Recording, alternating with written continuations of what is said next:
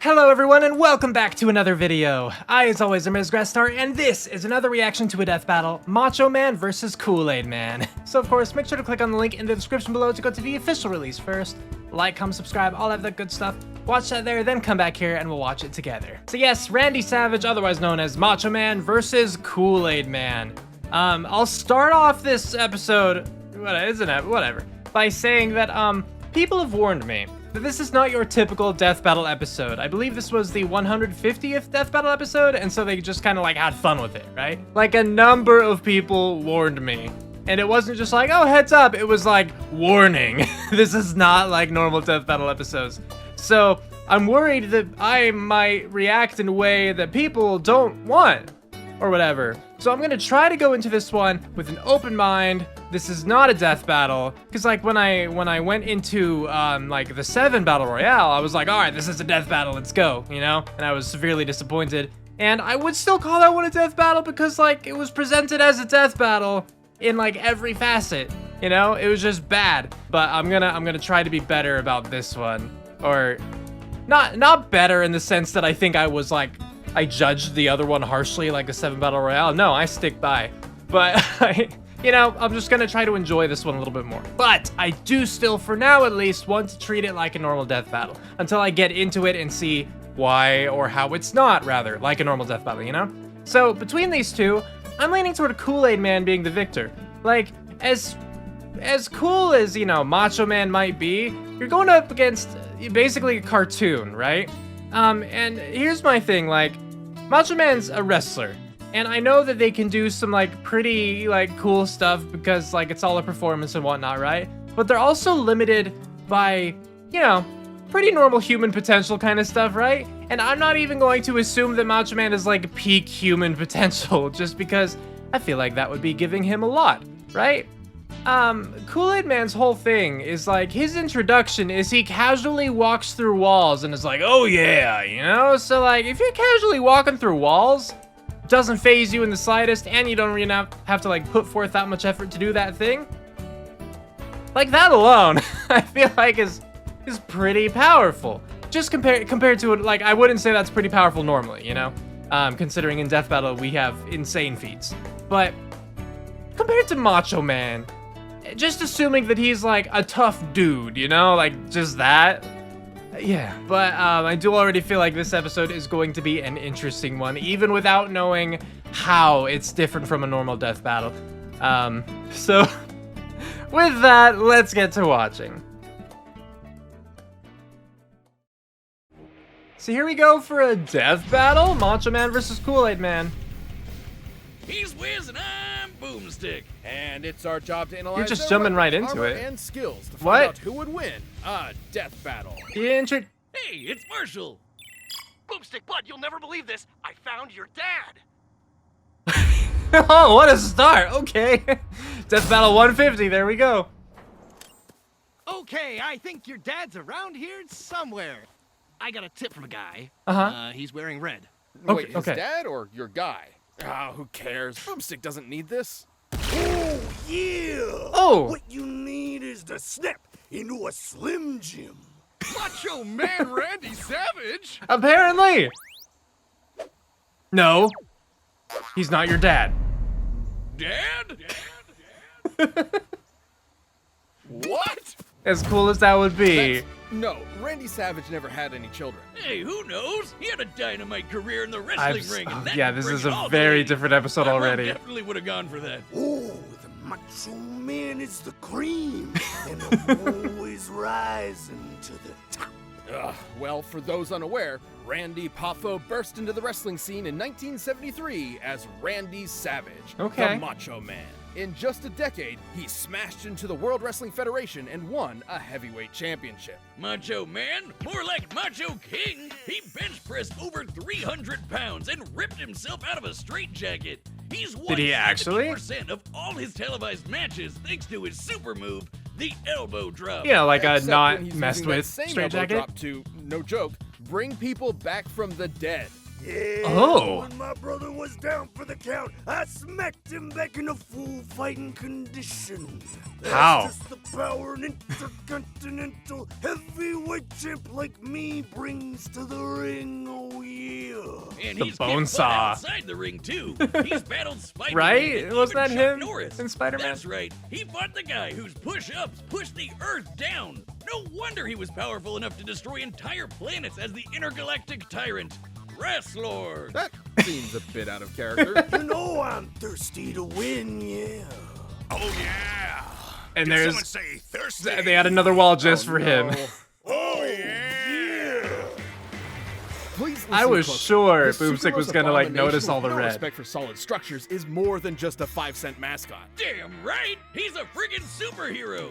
Once upon a time, he was just a simple pitcher with a smiley face. Oh. But then the thirsties attacked, threatening the delicate balance between hydration and drought, achieving intelligence and mobility unheard of for glassware. Only the Kool-Aid Man I had no possesses idea. the power, the skill, and the sheer liquid magnitude to battle this alien force. Right, That's yeah, of right, course. The Kool-Aid Man fights to save the world from thirst itself. This is real. Standing no. 6 Don't feet sneeze. tall and weighing 11,000 pounds. Oh, that's a God lot. This is very heavy. He never lets a foe get away, even braving time think it passed. travel and outer space. Yep, even in a vacuum, he's golden. Just like that golden nectar flavor, right? You remember that? No. Just looked like a bucket of piss. So it's safe to say the Kool-Aid Man is surprisingly powerful. He's super strong and can seemingly break through any wall, be it wood, brick, steel, concrete, or even spaceship holes. Yet All right. his true power is far more esoteric. He can teleport himself and others in an instant, enlarge to kaiju proportions, and summon walls out of thin air. Let's ask the real question.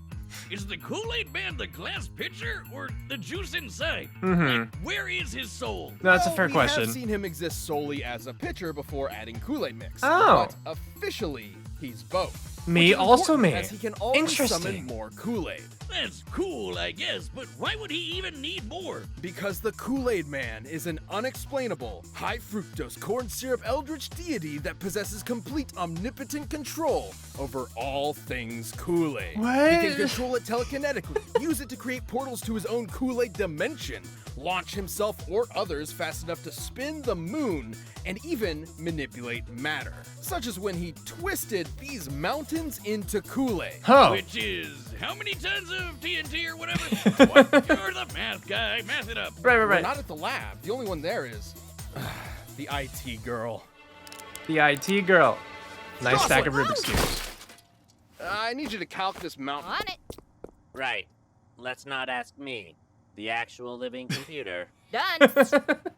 Try. Based on their shape, these appear to be stratovolcanoes. To manipulate each to twist at 1 revolution per 0.2 of a second, the Kool-Aid Man would have to be exerting energy equivalent to 497 sextillion joules. Oh. For a little perspective, that's only about 5 times less than the energy output every second by the sun. Which he Oh. broke, by the way. Okay, but when Macho Dad snaps a Slim Jim, he also gets crazy world-shattering powers. Does he? Like, he can teleport, shapeshift, and manipulate reality. He can control electricity, smash through any wall, rip your hair off with wind power, and summon tornadoes, lightning, even a stampede of raging bulls. Gosh, so manly. I didn't commercials exactly are so expect weird. these, sodium flesh sticks to contain such potent magic. Well, however they work, he's eaten so many Slim Jims, he's maintained some of their power permanently. Oh. As Grestar, he defeated the superhero Major Glory with a single punch, who could run 500 laps around the world in 2 seconds. That would pretty require fast. speeds over 33 times faster than light. If these two were to fight each other, it would be wild. Oh yeah! Well, It's they're time going for a to. death Just, battle! my mouse wasn't ready. Pause. I was not. You know, usually Death Battle has a particular format, and so like I know when it's coming up, but this one is just like, imagine if they battled. It's time for it. Totally caught off guard. Okay, so they were both a lot more powerful than I had expected, because what I was not taking into account was, well, like on Macho Man's side, I was not taking into account commercial deals or him voicing other characters, you know? I was taking him just as his character, Macho Man, not as, like, Wrastlord or whatever, voiced by Randy Savage, right? You know, that... So that's on me, I suppose, for assuming that the character they introduced was actually the character they were going to be measuring. But even if they don't count like Rastalord or whatever his name was, right? Even if they're just counting Macho Man, apparently he still did have like pretty powerful feats from the commercials that he was in with the Slim Jims and whatnot. What with the tornado and lightning summoning and the teleportation, the like reality distortion kind of stuff. I didn't know that he was a planet buster, basically, with how at least they're taking him to be. However, I also didn't know a lot of the stuff about Kool-Aid Man. Like, I only talked about him destroying walls because that's frankly all I knew. And I thought that's all that I would need to know. But no, Kool-Aid Man has lore. So I was waiting with Kool-Aid Man's part to see how he could basically counter or like, you know, overpower whatever Macho Man with his planet-busting stuff. And I think Kool-Aid Man was able to do it, because they very casually mentioned, for one, that he was able to destroy the sun, which we saw him do. Was it a kind of different sun? I would assume so, because he was on the Earth and he just like punched it and it shattered, and that's not how the sun should work, but we're going to say that he broke the sun, sure. He also had the energy output from spinning those like 3 mountains, which they said was like just a little bit under what the sun like is constantly outputting, the energy of the sun. And I would say that is like, that's gotta be stronger than the planet busting power, right? I would think so. I'm gonna go with that. Kool-Aid Man also had his teleportation. He also had some sort of reality warping to an extent where he was able to like warp matter. He was able to physically manipulate other beings. He also seemed to have full control over Kool-Aid itself. And so if he's able to manipulate Macho Man's like very essence, so like let's set aside the strength and whatnot for now, right? And I don't want to give Macho Man speeds of like 33 times the speed of light, because just because he punched, like he beat one guy by punching him and that guy can move that fast, doesn't mean that Macho Man can move that fast. I'm gonna say that, you know? Doesn't mean that. That doesn't prove anything. So, setting aside all that, if Kool-Aid Man could like manipulate Macho Man's body into some kind of Kool-Aid structure, that he'd just be able to instantly like Thanos snap him, you know, if he wanted to. That's the way that I understand it. So yeah, like Macho Man himself was able to warp reality, but it didn't seem to the same kinds of like metaphysical extents, which you know, warp reality, that's all metaphysical. But I guess I just don't really know how to put it. Kool-Aid Man seemed to be able to affect whomever he wanted to. Macho Man, I didn't get the same kind of idea. Maybe he can, I just didn't get that same kind of idea. So yeah, it seems to me that the strength, the durability, I'd have to say, goes along with it, you know? The strength, the durability, the reality warping, all seems to be in favor of Kool-Aid Man. If we really wanted to give Macho Man the speed feat, sure, but the rest still seems to be in Kool-Aid Man's favor. So I'm going to say Kool-Aid Man is going to win this one and play. Oh yeah. Oh yeah. Oh yeah. Oh yeah. Get him, Dad! You got this, Kool-Aid Man.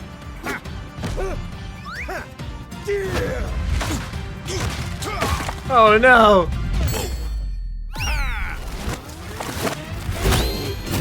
All right.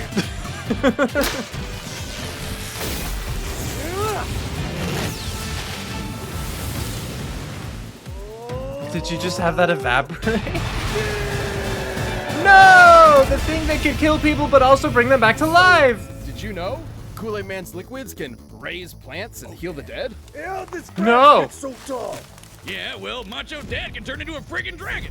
Isn't that just a Skyrim mod? Not that big of a stretch. He can turn his fingers into snakes. Oh no, snakes. Right. You're Huh. just jealous of how awesome my dad is. It's not. Look, Kool-Aid Man is like nothing he's ever fought. That sugary monster once turned the entire world into Kool-Aid. Yeah. Oh, I see. So, Oh, yeah. Ah, forget it. Wiz, I'm sorry.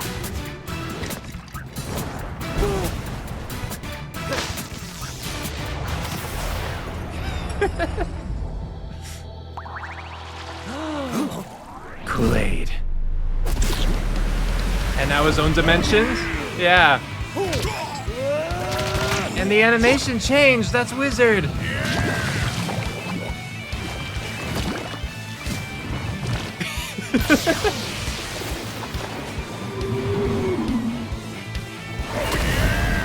Oh, that would hurt the knees. Are you okay?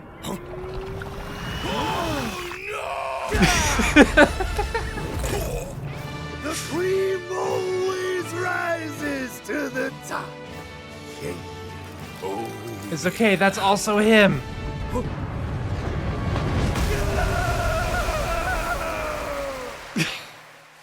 Well, he has control of Kool-Aid, and Macho Man did drink him. Dad! No! I ain't your daddy, kid. Bleh. Wait a sec. If he's not your dad, but your dad is here and in red, then that can only mean. We're gonna see Sarge. Oh my god. Huh. That was different. Macho Man's skill set was beyond expectation, but, well, the Kool-Aid Man could destroy the sun. Greater than even Rassler's theoretical planetary feats, if you want to count those. These rules change all the time anyway. Yeah, Can't tell a if little you're bit. being sarcastic. Good. Macho Man was faster, being over 30 times light speed. Even the Kool-Aid launch to the moon was only a fraction faster than light. But I'm gonna Randy say that's could not different, be though. savage enough to I don't hurt know. him. Kool-Aid Man possesses full control over all Kool-Aid. It was important to confirm that his existence is both of the pitcher and the liquid inside, as that means so long as Kool-Aid exists nearby, the Kool-Aid Man has life. And thanks to his magic, he could always summon more. I suppose Macho Man didn't have the thirst to win. Was that a joke? Do you have an off switch? Yes. Anyway, the winner is the Kool-Aid Man. Babs for Obviously. Kool-Aid Man. Yay. It's terrible. I'm the spawn of sugar and food coloring. Oh no. Hey, I found your tip guy. It's Deadpool. Oh, hello. What the hell is happening? Hey, I'm wearing red, just like I promised. You wouldn't have come if you knew it was me, right? After all, I'm only the second most famous Vancouver Deadpool. Damn that himbo. Okay. That's reasonable. Where's his dad? Oh, no idea. But my man Macho knows, so you can just ask. Ooh. Yeah. Yeah, he's dead.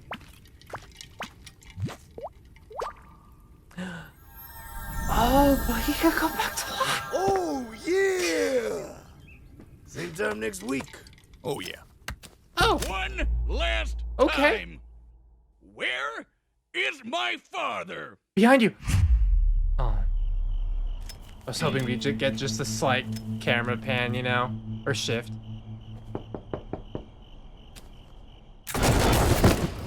Shit! Thought it was them goddamn squirrels! Is that you, Booby? Mama? I thought Dad was here. So did I, Junebug. So did I. Aw. But I reckon I learned something. You can't worry much about what you hope for, 'cause then you might miss the way things turn out. Like how you got a couple of real good friends here helping you. I guess you can't always get what you want. But you just might find what you need. Thanks, Mama. Now get off my lawn, boy! Those Okay. goddamn squirrels ain't gonna hunt themselves! Are you shooting blanks? Because you were like pointed at his chest right there. There it is! Davy Crockett Minute? That voice sounds familiar. Wait, so he doesn't get to meet him?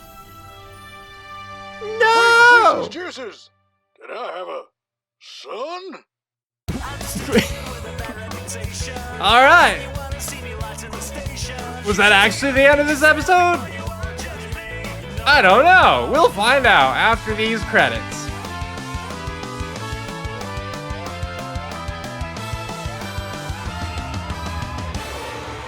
Next time on Death Battle, we have... Is that... Oh, gosh. Oh, okay. I was right about both of them, actually. But I've never seen JoJo's Bizarre Adventure, and I've never seen...